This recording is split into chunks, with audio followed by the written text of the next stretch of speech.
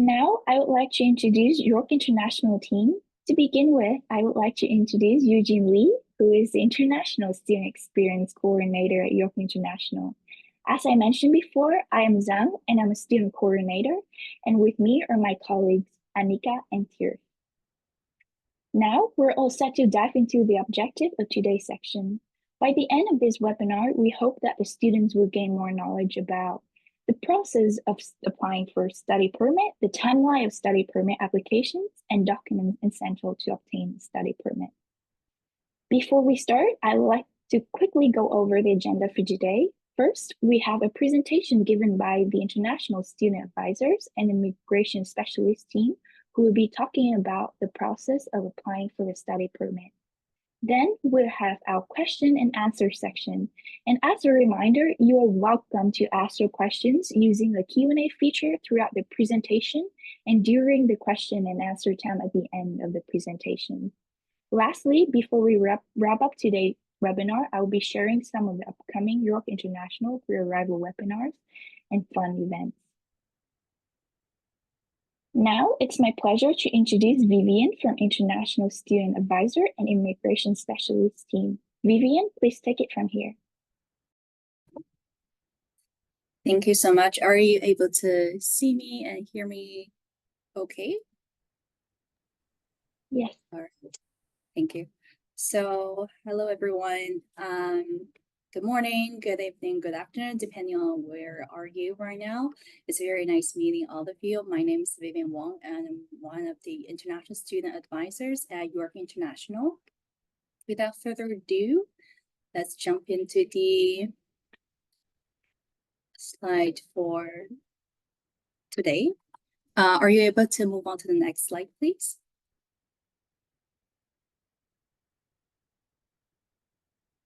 Thank you.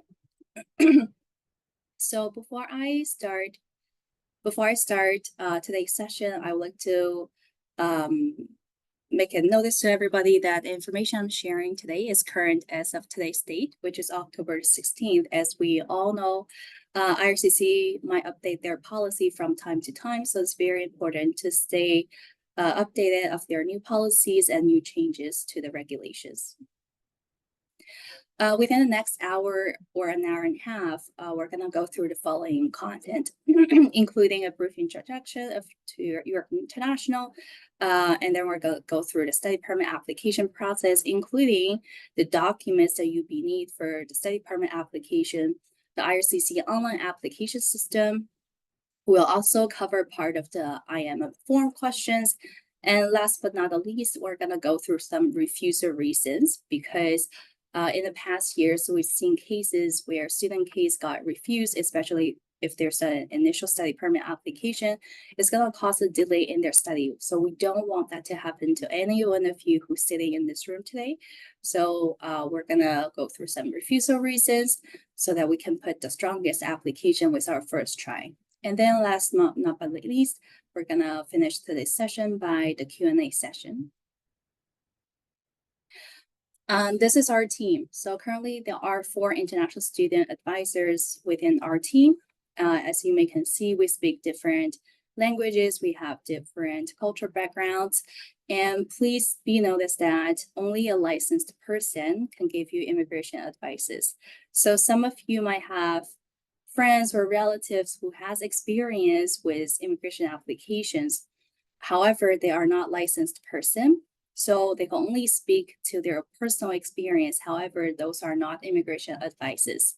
To be able to provide you with immigration advices, he or she has to be a licensed person. And here you can see our advising schedule. We are offering advising schedules almost 5 days a week. So every Mondays and Thursdays and Tuesdays, we're providing in-person booked appointment, which you will have an opportunity to talk to one of us one-on-one, either in person or virtually. Simultaneously, we're going to have a Zoom virtual advising. It's going to be a group advising session. You will have to join with other students and have a chance to ask your questions. Every Friday, we have a immigration workroom for those students who have started their application and has questions regarding the application system or the immigration forms. This is a in-person, also group advising session that happens every Friday in the afternoon. So other than providing advising to students, we do create topic-specific immigration sessions. We do have webinars. Please check the York International event calendar for more details. Apart from all the advising schedules and workroom, you can also email us at iadvisor@yorku.ca to ask your immigration-related questions. So let's jump into the study permit application process. So when it comes to applying for a study permit, usually it could be broken down to 4 steps. The first step should be gathering your documents and complete the forms. And the second one is completing your biometric or medical exam if you're required to do so. After you gather all the documents and you submit the application, you should monitor your IRCC account for any updates, or if IRCC has sent you more requests asking for any other documents, you can check the current processing time on the IRCC website as well. So the final step should be receiving a final decision. I hope everybody in this room will get approval for their study permit application. If your application is approved, you will receive a letter of introduction, which I'm going to show everybody in the next slide. And you will also receive a passport request letter if your citizen or your country is a entry visa required country. So there are 3 very important concepts that I wanted everybody to be very clear of. So when it comes to study permit application, through this whole process, there are 3 very important documents you will receive. In the previous slide, we mentioned something called letter of introduction. So this document is what you're going to receive after your study permit is approved. And you will receive this letter in a PDF document under your IRCC account. Once you receive this letter, you need to print it out because you need to bring a physical copy of this letter when you're entering Canada. At the same time, for those students who needs an entry visa, you will also receive a passport request in your IRCC account. And then following the instructions on the letter, you should mail your passport to one of the visa offices to have the temporary resident visa, which is the document in the middle, stamped onto your passport. Some students call it stamp, some students call it entry visa. It's kind of like a sticker of the same size of your passport.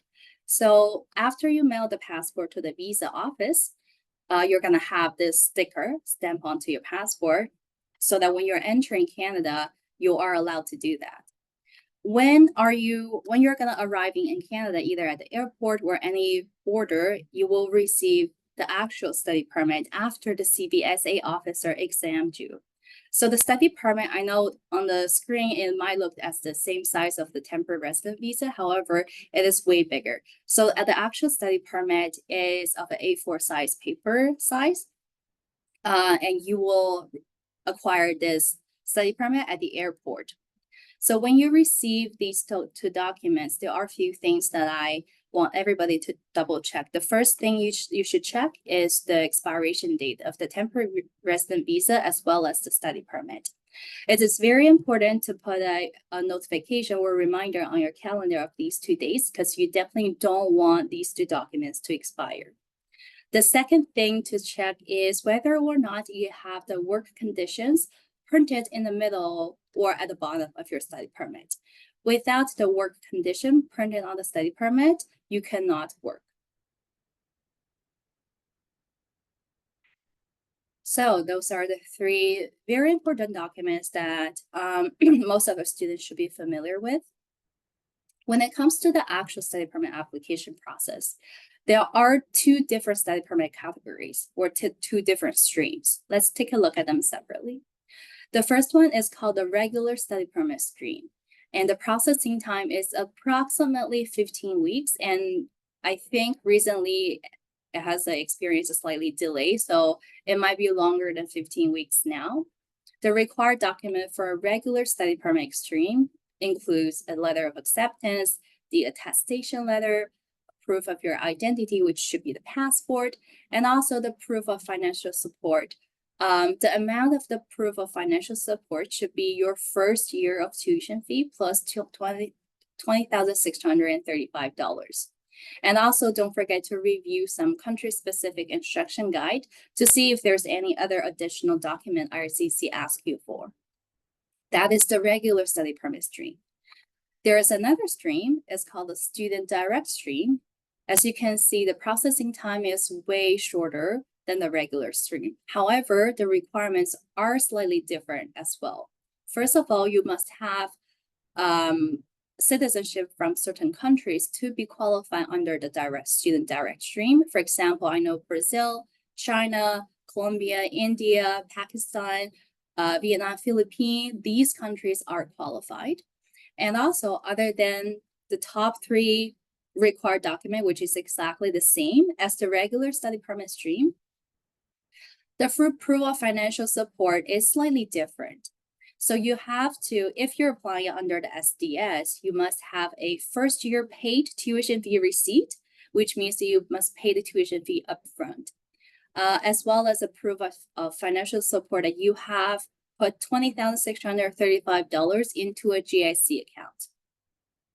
And also you need to provide a result of your language proficiency test. So if you're taking IELTS, it will be a band 6 for the academic genre and band 7 for the general version.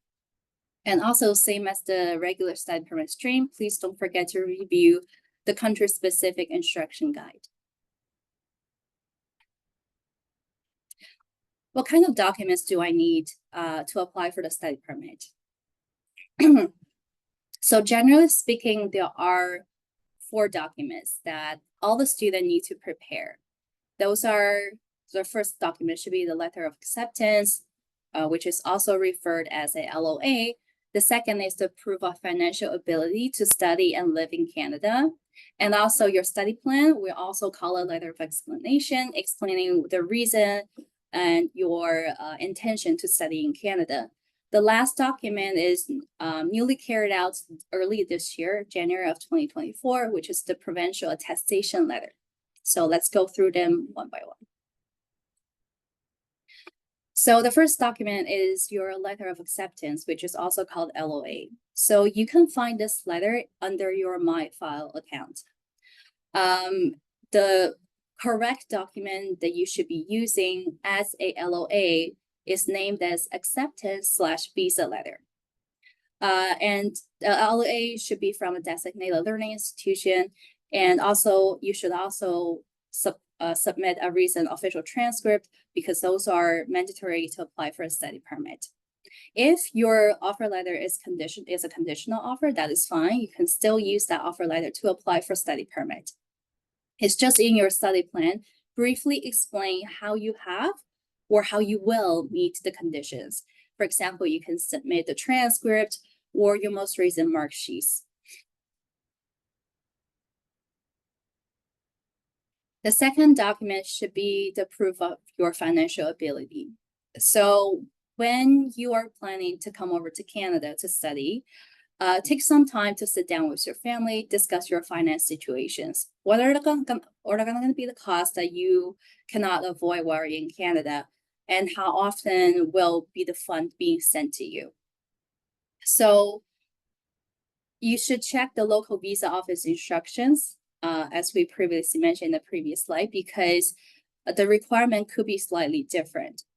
Even if you're not required to prepay the tuition fee under the regular study permit stream, it could be also helpful to stress in your application if you do so. Paying the tuition fee fully or even partially can lend credibility to the fact that you are a genuine student, which means that you are seriously considering you're invested in coming to Canada and study. So you might ask, what kind of documents do I need to show that I have paid for the tuition fee? So you can make a deposit of any amount, and a payment receipt will be added to your MyFile within 4 to 5 business days from the date that the payment is received by York. So you can also download that receipt from your MyFile. Your deposit will be posted to your student account, and will apply towards your student fee when they're due. Proof of paid tuition fee can include a receipt from your bank as well, confirming that you have made the payment to York. So you can also do a screenshot or ask your bank to provide this kind of supporting documents as well. So starting from January of this year, the financial requirement has been slightly changed. They have lifted up to $20,635. Plus the first year tuition fee. That should be the total amount of fund you're proving to IRCC. So the third document is your study plan. So some of you might ask, what is a study plan? So you can see a study plan as a cover letter that is usually 1 to 2 pages. The purpose of the study plan is to establish that you have true intention seeking for a permit to study in Canada.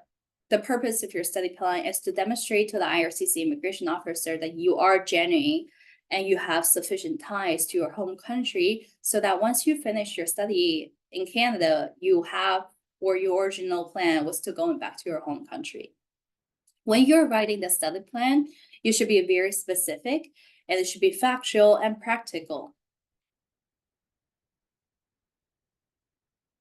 Some of you might be wondering, so you said study plan is to prove that I have strong ties to my country. So what kind of question or what kind of topics can I talk about?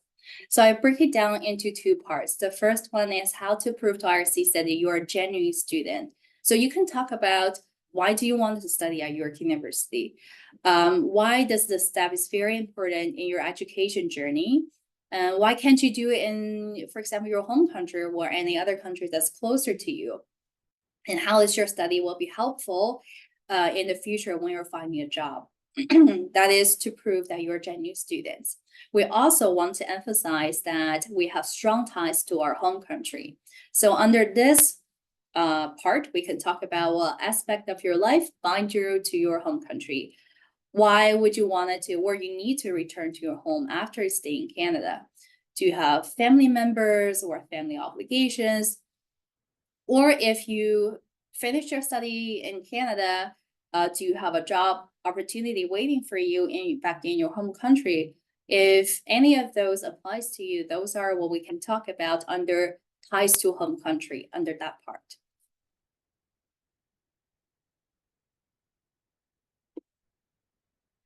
The last document will be the new document, which is the provincial attestation letter.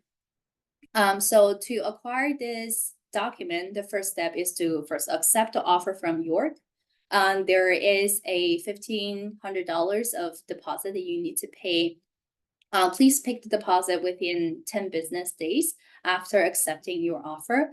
Whether or not you need a provincial attestation letter to apply for study permit, you need to pay the $1,500. The $1,500 is not like you pay $1,500 to get the provincial attestation letter. It's more to maintain your offer. So after you pay the $1,500, the attestation letter will show up on your MyFile account, same as the other documents. So on the right side, I've done a screenshot. So this is how it's going to look like. As you can see, all the documents that you will be need for the study permit application, your provincial attestation letter, the payment receipt, and acceptance/visa letter. They're all under your MyFile. So it's very easy to find.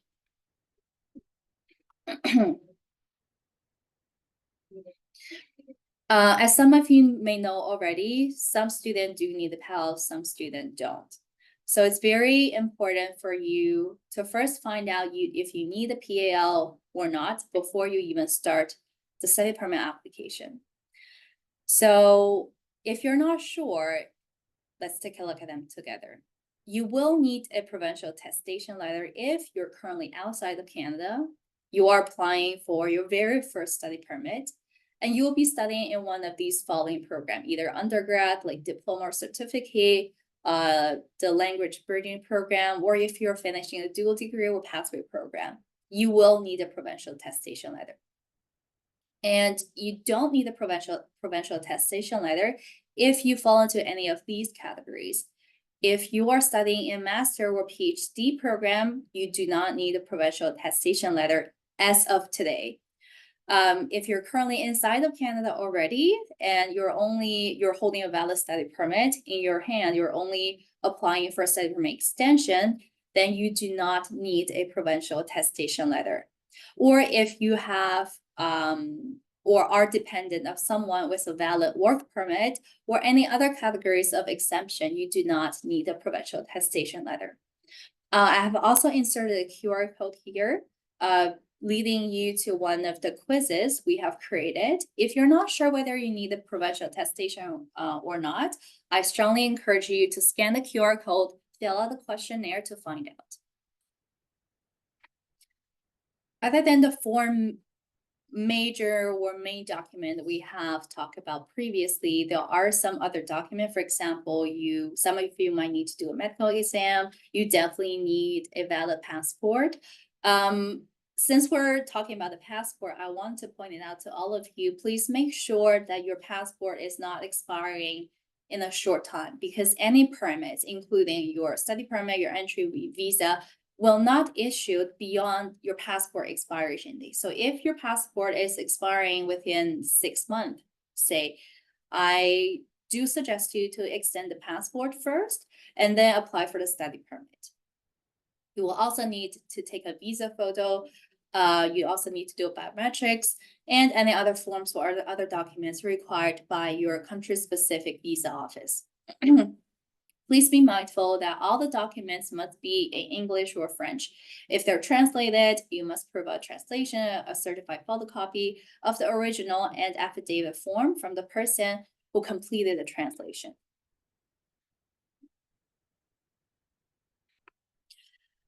There are some commonly asked questions when it comes to study permit extension, and for sure we're gonna cover more in the Q&A sessions later on.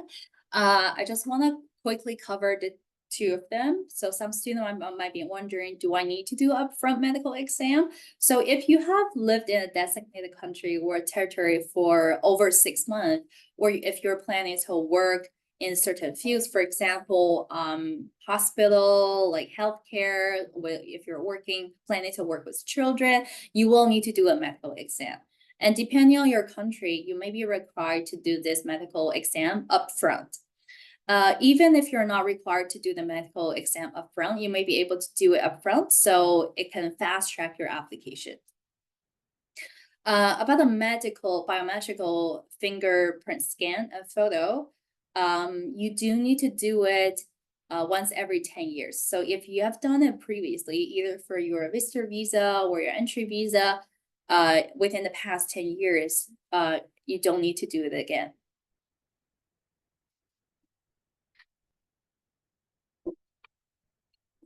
Let's quickly take a look at the online application system of IRCC, because I also find that's something commonly asked by our students as well. So here we've done a screenshot of how does the actual system look like. So if for any one of you who haven't created IRCC secure account yet, I strongly suggest you to create an account. And this is how it's gonna look like. After you sign into your account, you should click on apply to come to Canada. I know this page might look very confusing, like it started with view the application you submitted, so sometimes students find it hard to find where to start. So here is where you should be clicking. And also there will be a bunch of questions IRCC asks you to determine your final document list. So in the next page, after you log in and click on apply to come to Canada, please ignore the personal reference code. If you're starting a new application, just go straight to I do not have a personal reference code and go to visitor visa, study, or work permit. Click on this, and then you'll get to the questions IRCC asks you. So for those of you who are not sure or you need more elaboratory for the questions, please remember to use the little question mark on the side. Click on the question mark button so you can view additional document instructions or more details of what IRCC is asking you for. After you answer all these questions, you should be providing with the option to apply for a study permit. You click on continue, and there are going to be more follow-up questions. Just follow the instructions in this slide. And then it should be finally taking you to the document list. So this is what the document list look like. Different students' document list might look slightly different because of each case is kind of unique in its own way. For example, if some student answer yes to the question, is work an essential component of your study? Only in that case will you have this general education and employment form. If you answer no, then you wouldn't need to fill out this form either. Remember the study plan / the explanation letter we have mentioned previously. So some student might be wondering, like, there is like nowhere for me to upload that document. Where should I submit it to IRCC? So any letter of explanation, your study plan, or any other supporting documents, you should combine all of them into one document and upload it into client information here under the optional documents. Another commonly asked question is that under most of the IMM forms, it's asking you to sign the document. However, some student might find it hard to put a signature on it. Don't worry about that. You can keep that part blank, because in the IRCC system, after you upload all the documents, the system is going to ask you to sign all the documents you have uploaded all together in the system.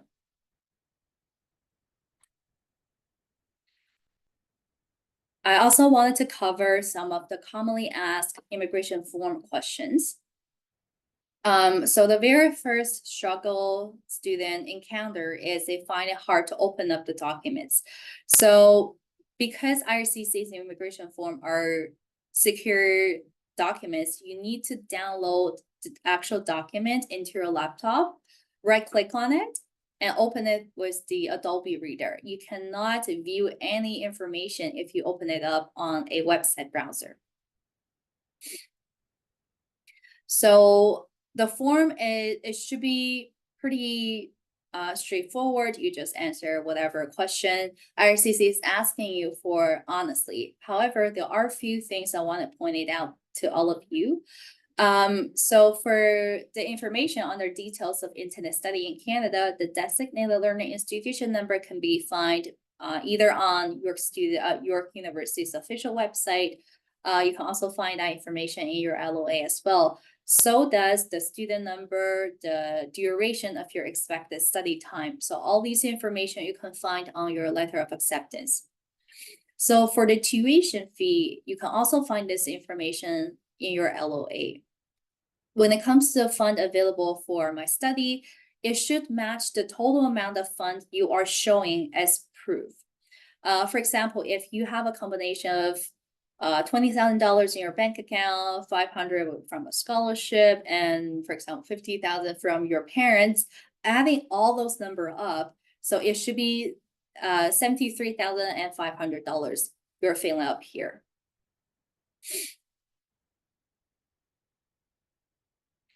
And you must answer the background questions truthfully and provide explanation if you answer yes to any of these questions. So for those students who have applied for a study permit previously or for an entry visa previously, you should answer yes to here. Under the question, have you previously applied to enter or remain in Canada? And just provide a very brief explanation. Some students are not sure of how long the explanation should be. Usually it's just like one sentence should be good, because IRCC has all the information from your previous application. They just wanted to know or get a brief idea of what kind of application you have submitted or whether or not it has been rejected before. Okay, so personally, I think this is the most important part of today's webinar. So pay attention to this part. I'm gonna go through some very common refusal reasons. Because as some of you may know already, this year, starting early this year, IRCC has put a cap on the total number of international students they're taking in to Canada, which means they're issuing less study permits comparing with previous years. Because of that, we want our student to have a higher approval rate comparing with students from other institutions. So we wanted to flag these common refusal reasons to all of you so that you can put the strongest application with your first try. So the very common refusal reason, I would say like 80% of the refusal cases that we have received from the student are because of this reason, which is the unclear and or insufficient financial documents. This is the reason why we encourage all the students, whether you have sufficient fund or not, if you don't have sufficient funds, then you should even explain to IRCC more. However, even you do have a very clear document list of your financial improvement, you have sufficient fund to cover your study, we still encourage you to write a letter to IRCC. So in that cover letter, you should include your name, your date of birth, the UCI number, and the title of the letter should be proof of fund and financial support. What should you include in this letter? Well, you should include a brief summary confirming that you meet the eligibility requirement, which is 1 year of tuition fee plus $20,635 as the total amount of money that you can support or provide proof to IRCC. So here I have drafted an example. So you can mention the fund required for me to study and live in Canada are approximately this amount. This should be a total amount of your fund.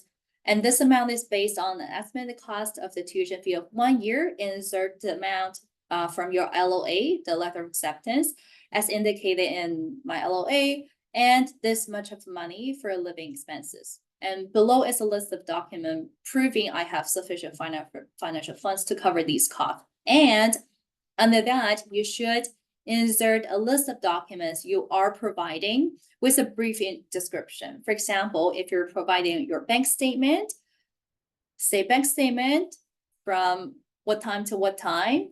It could be, if it's under your parents' bank account, inserted the name of the account owner and how much of the money it has.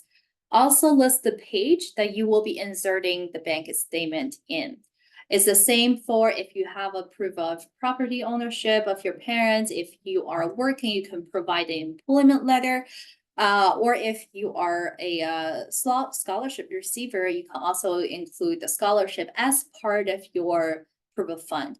However, I do want to point it out to all of you, when it comes to the proof of fund, IRCC wanted to see liquid fund, meaning they wanted to see that you have the money ready, which means that bank statement or any student loan that's sitting in your bank account should be the very first document on your document list. If you have any other document, for example, the scholarship or property ownership, you can also include them. That's not a problem, but that shouldn't be your only supporting document, and don't put that as a first document in your document list neither. The second very common refusal ground is IRCC immigration officer. They are not satisfied the student will leave Canada at the end of their study. So this brings us back to why is it very important to emphasize on the ties to our home countries in our study plan. So let's do a quick review of what should we cover under that part. So you should cover what aspect of your life bind yourself to your home country. If you need to take care of your family, that could be the bounding as well. If you have existing business or future employment opportunities, that could be something ties you back to your home country as well.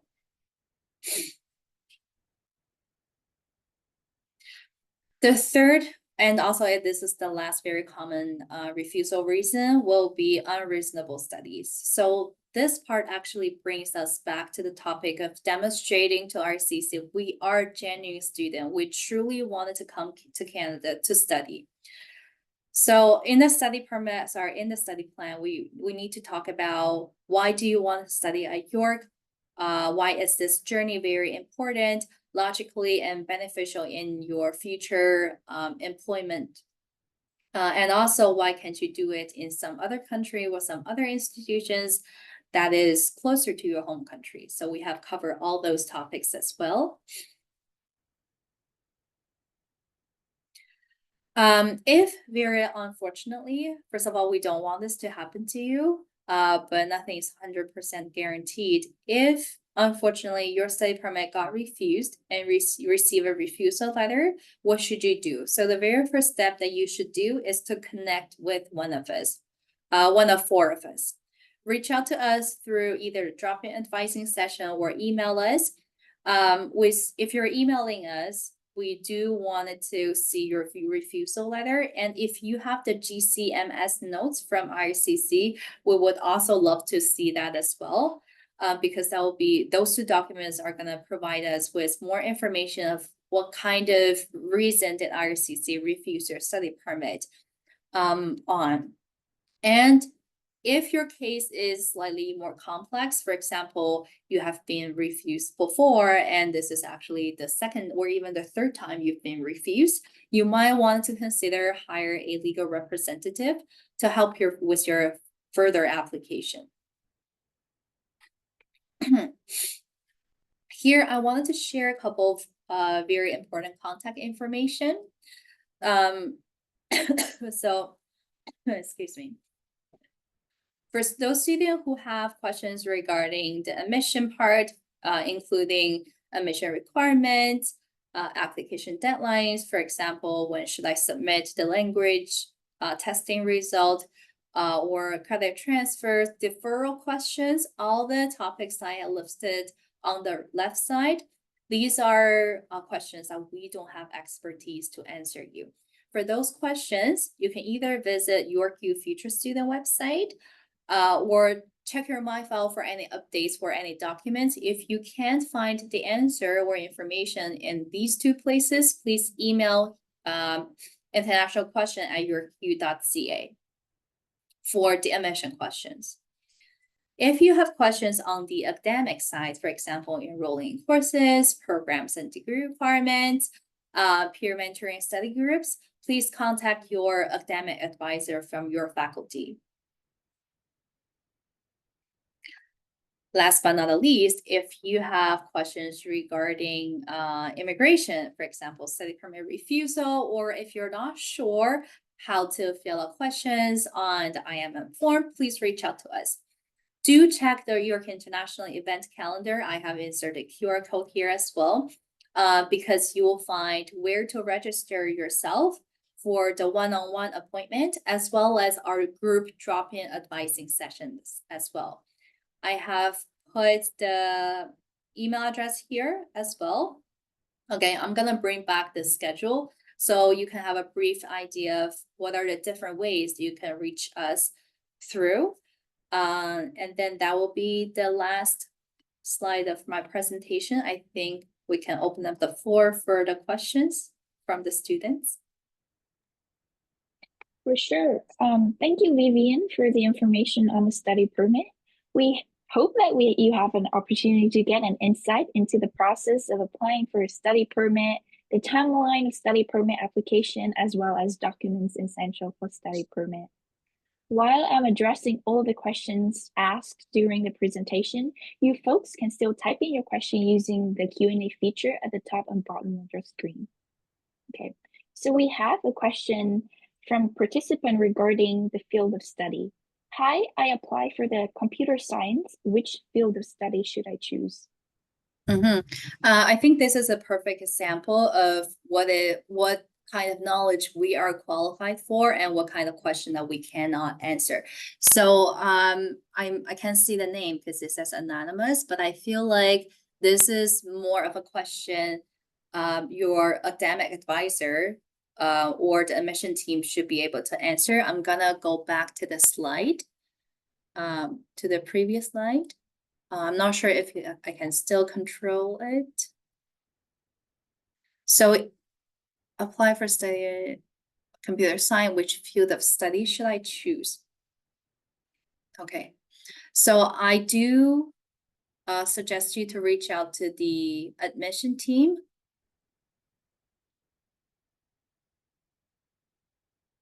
Yes. So if you can write down the email address here. I've also noticed that TERS has shared the academic advisor contact information as well. So reach out to these two departments, and I believe one of them will be able to answer your question regarding which field of study should you choose. Okay, we have another question from an anonymous participant. As a protected person and my study permit will be expired this November 2024, which kind of document should I prepare to extend my permit? So have you reviewed our immigration resource page? I'm not sure if they can answer the follow-up questions I asked. But if not, I'm gonna share the immigration resource page, which is the slide and one of the webinars the international student advisors put together. Give me 1 minute here. I'm just gonna copy paste it into the chat box.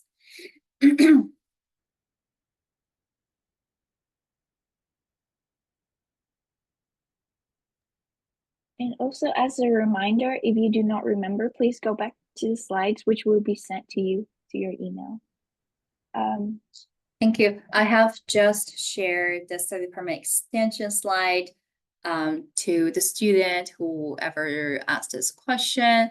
If your study permit is expiring in November, you should start 100% start to gather the documents to extend the study permit now. So there is not a lot of documents that you'll be needing from York for the study permit extension application. Basically, the only document you'll be need from York will be your enrollment letter. So go to the slide that I just shared with you, and you'll be able to see the detailed instructions of how to order the enrollment letter, and other tips and steps when it comes to the study permit extension application. Perfect. We have another question asking what's the latest resumption date for January section in case of visa delays? So for this student, I wanted to clarify with you, have you already submitted the study permit application already? And if you're still waiting for it, usually when it's closer to the start of the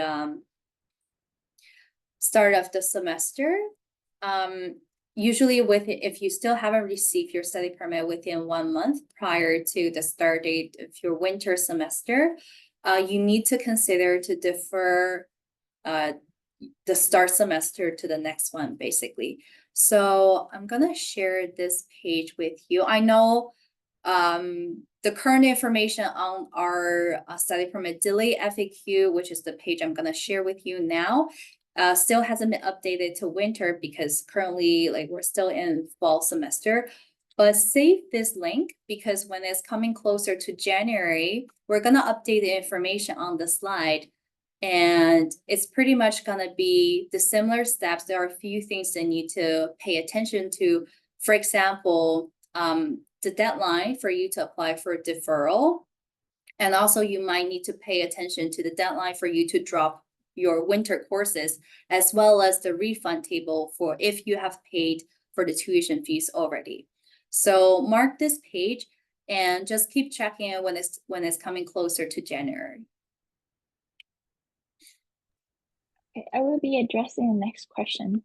I received confirmation via email stating that I have fulfilled the required document conditions for my admission to York University.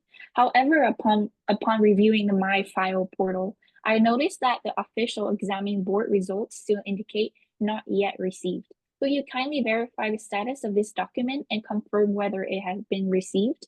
I would appreciate any guidance on resolving this issue if further action is required from my end. Thank you. I think this is a question for our admission team. This is the first time I heard about this official examining board results. So I'm not very familiar with the admission steps and process. However, if you do, the slide is still up. So if you email the email address that's been shared on the screen right now, I think our admission team, our colleague will be able to verify the status for you. Thank you. Another question asking, I am self-sponsor selling a land as POF considering lump sum issues. How best can this be explained? Could you please elaborate a little bit more of what you mean by proof of, is it POF, proof of finance support? Okay, so if that is the case, if you're self-sponsored, if you're selling a land,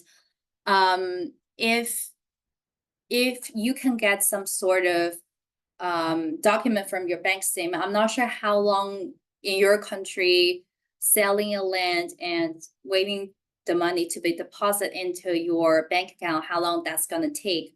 But the ideal case will be you sell the land, the money is deposited into your bank account so that you can use your bank account to show the balance you have to support your study. Okay, thank you. The next question is the follow-up answer regarding the field of study. In the IMM form, there's the part which asking me about the field of study, and there's three kind of field option for the science, like applied, general, health. So usually if you're talking about like a specific form, I do advise you to join our drop-in advising session, because usually we wanted to see either the screen or the screenshot of which form you're referring to, as well as what part of that form you're asking the question about. So if you go to the YI calendar, you can register yourself for either a one-on-one, or you can just join one of our drop-in advising sessions. The closest one will be tomorrow in the morning at 9:30. Okay, our next question is, LRA shows 25K as an estimate tuition fee and living costs for an 8-month study. Is that what I should prove of 1 year? So your case is slightly tricky. If the 8 month of study is the total amount of time you'll be studying at York,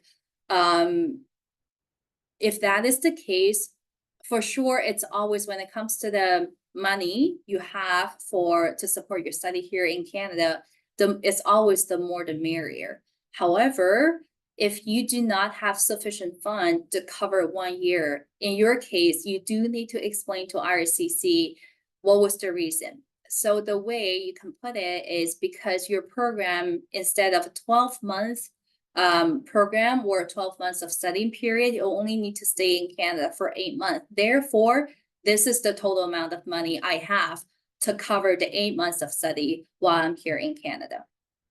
However, going back to my original point, if you do have sufficient funds to cover 1 year, do it that way, because that will not flag your case for the immigration officer when they are processing the study permit application for you. Our next question is, I'm about to submit my application for visa. Is it late already? Estimated time for the visa from Nigeria is 10 weeks.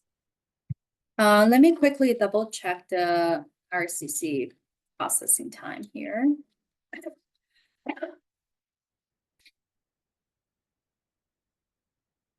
Give me 1 second here. So if you are applying from Nigeria, yes. So as of today, the processing time is 10 weeks, which is slightly more than 2 months. Like, let's say 2.5 months.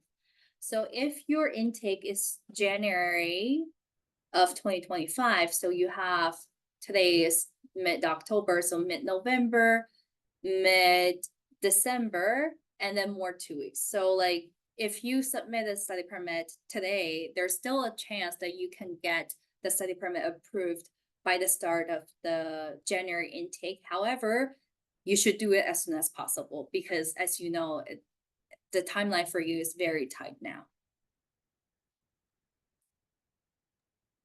Okay, our next question is, do you have a specific information for protected person to extend study permit or just follow it like international student? Great follow-up question. So could you please clarify if you are refugee claimant or if you are a protected person already? Because if you are a protected person already, you should be receiving a confirmation of your if you're a protected person already, that's great. So yes, the study permit extension application, the documents are all the same for as the other international students. I guess that's a separate question. So going back to the first anonymous student question, yes, they're all the same. The documents you'll be needing are all the same. However, you might need to pay attention to your PR application process, because if your permanent resident visa has been approved, in that case, you don't need to extend the study permit again, because in that case, you will be counted as a permanent resident. Thank you. Our next question is about being approved for work on your study permit. Are there any requirements for that, or is this automatically granted? Great question. So there are certain work authorizations attached to your study permit if you meet certain requirements. I'll elaborate a little bit more here. So remember, in one of the slides that I shared initially, there are 3 documents, and there are 2 things on the study permit I want all of you to check. The first is the expiration date, and the second is the work condition. So here, after you acquire the study permit, it should say here that you have the authorization to work on or off campus. If that condition is there, and if you have maintained the full-time student status throughout your study, in that case, you can work on or off campus without obtaining a separate work permit. However, if you're working on campus, there is no limitation hours on the job that you are doing. If it's the off-campus work, as of today, you cannot work for more than 20 hours per week for off-campus jobs. Thank you. Our next question is how much you hire a representative? Does York have specific people they work with?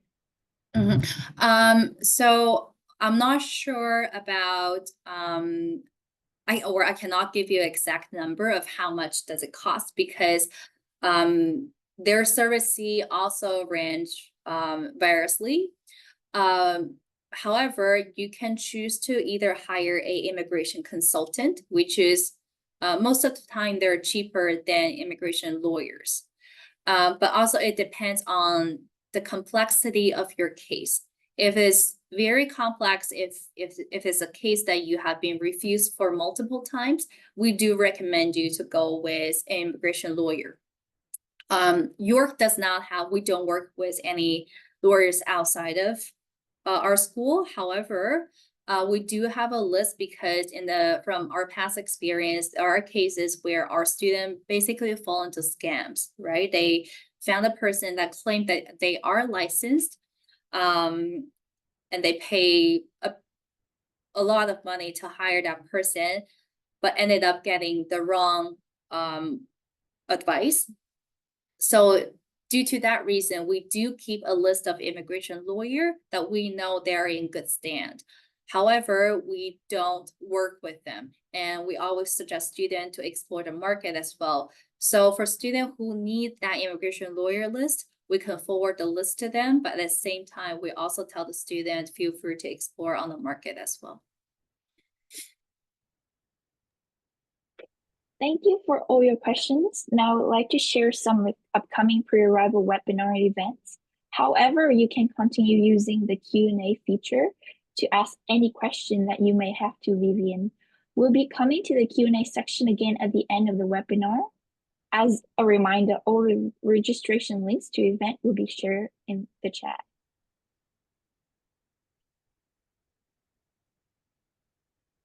Give me a sec as I moving to okay.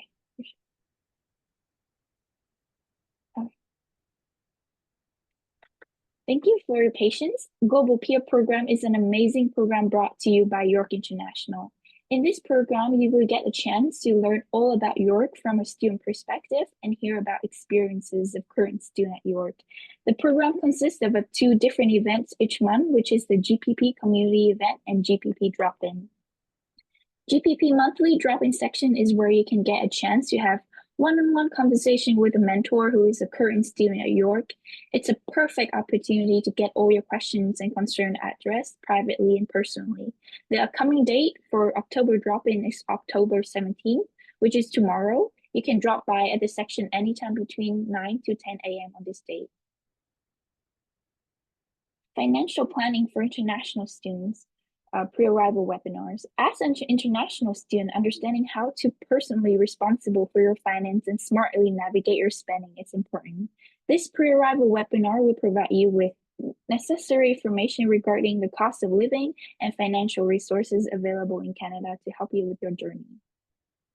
A monthly community event, it's a fun virtual event where you'll get a chance to connect to GPP mentors who are current students at York.